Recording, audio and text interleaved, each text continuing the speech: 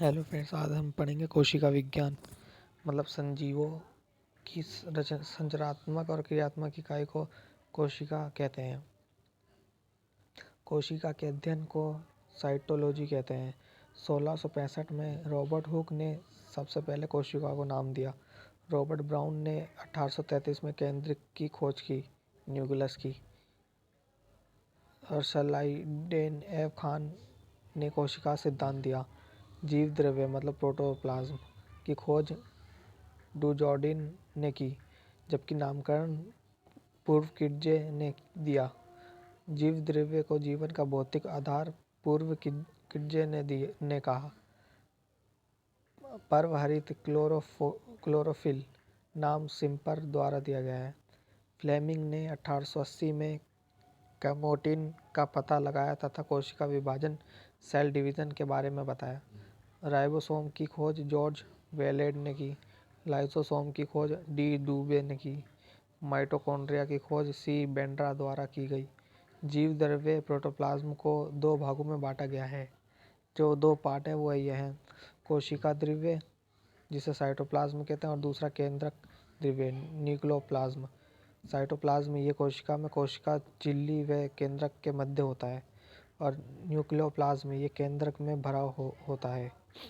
जीव द्रव्य में लगभग 80% भाग जल का होता है। अब जीव द्रव्य में अकार्बनिक तथा कार्बनिक यौगिकों के अनुपात 81.19 होता है। सबसे बड़ी कोशिका किसे कहते हैं, किसकी है? शुतुरमुर्ग का अंडा। सबसे लंबी कोशिका न्यूरॉन तंत्रिका कोशिका। मानव शरीर की बड़ी सेल किसे कहता है? अंडाणु। और मानव शरीर की छोटी सेल शुक्राणु। सबसे छोटी सेल माइक्रोप्लाज्मा। कोशिका दो प्रकार की होती है, एक होती है प्रोकैरियोटिक कोशिका और यूकैरियोटिक कोशिका। जो इसे शॉर्ट फॉर्म में ऐसे याद करना, पीओ और ये यूके।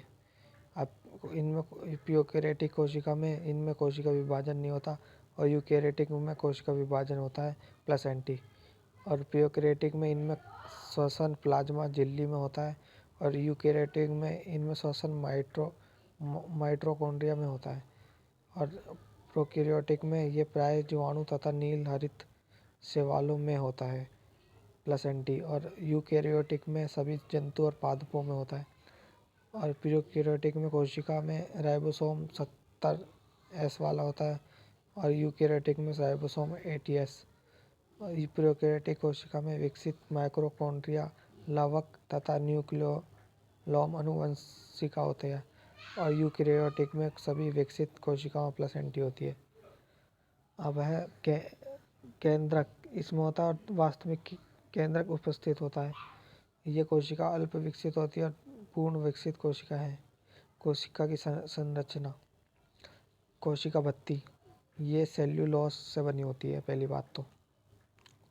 दूसरा, पादप कोशिका में उपस्थित होती है, जंतु कोशिका में अनुपस्थित होती है, जंतुओं में नहीं होती। मृत और परगम्य होती है। कोशिका का निश्चित आकृति व आकार प्रदान करती है। कोशिका झिल्ली कह लो या प्लाज्मा झिल्ली कह लो इसे।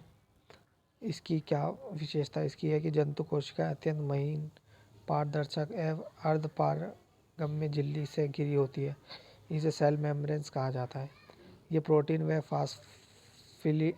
फास्फोलिपिड की बनी होती है। यह कोशिका के भीतर से बाहर जाने वाले पदार्थ का चयन करती है। अब केंद्रक न्यूक्लियस दोहरी झिल्ली युक्त कोशिकांग होती है। इसमें DNA, RNA तथा गुणसूत्र पाए जाते हैं। यह कोशिकी गतिविधियों को संचालित एवं नियमित करता है, अतः इसे कोशिका का नियंत्रण कहा जाता है। अब माइटोकॉन्ड्रिया, ये कोशिकीय द्रव्य में पाई जाने वाली गोलाकार तथा सूत्राकार संरचनाएं होती है। ये दोहरी झिल्ली युक्त कोशिकाएं होती हैं। इसमें पाए जाने वाले उभारों को क्रिस्टी कहते हैं। इसमें ग्लूकोज से ऑक्सीकरण अभियंत्रिका के दौरान ATP के रूप में ऊर्जा बनाती है, अतः इसे कोशिका का शक्तिगृह पावर हाउस भी कहते हैं। माइटोकॉन्ड्रिया को लवक, कोशिका में पाए जाने वाले सबसे बड़ा कोशिकांग होता है लवक। ये केवल पादप कोशिकाओं में पाया जाता है। इसमें दोहरी झिल्ली युक्त कोशिकांग होती है। लवक 3 प्रकार के होते हैं। पहला होता है हरित लवक, अवर्णीय लवक और तीसरा बड़ी लवक। पहले पढ़ेंगे हरित लवक। पर्णहरित की उपस्थिति के कारण हरे रंग के होते हैं। हरित मतलब हरा ही समझ लो। ये पौधे के हरे रंग जैसे पत्तियों में दिखाई देते हैं। अब अवर्णीय लवक, ये रंगीन लवक होते हैं। पौधे के उन भागों में पाए जाते हैं जो प्रकार से वंचित हैं, जैसे जड़ों में, भूमिगत तनों में। अब और ये स्टार्च के रूप में भोजन संचित करते हैं, इकट्ठा करते हैं। अब बड़ी लवक, ये रंगीन लवक हैं जो प्राय लाल, पीले, रंग नारंगी के होते हैं। ये पौधे के रंगीन भाग जैसे पुष्पों की पंखुड़ियाँ तथा फलों के भांति में पाए जाते हैं। अब लाइसोसोम, एकल झिल्ली युक्त कोशिकांग। इसमें पाए जाने वाले एंजाइमों को हाइड्रोलाइटिक या अपघटनकारी एंजाइम कहा जाता है। इसे आत्मघाती थैली भी कहते हैं। लाइसोसोम, याद रखने वाला पॉइंट। राइबोसोम, लाइसोसोम को आत्मघाती थैली भी कहा जाता है। अब राइबोसोम आरएनए प्लस प्रोटीन के बने होते हैं। ये प्रोटीन संश्लेषण करता है, अतः इसे प्रोटीन फैक्ट्री कहा जाता है राइबोसोम को। प्रोकैरियोटिक सेल में 17S राइबोसोम होता है, जबकि यूकैरियोटिक सेल में 80S राइबोसोम होता है। अब तार्किकाएँ, पहला है जंतु कोशिका में उपस्थित ये कोशिका विभाजन सहायक। यही इतना और वीडियो देखने के लिए चैनल सब्सक्राइब करें।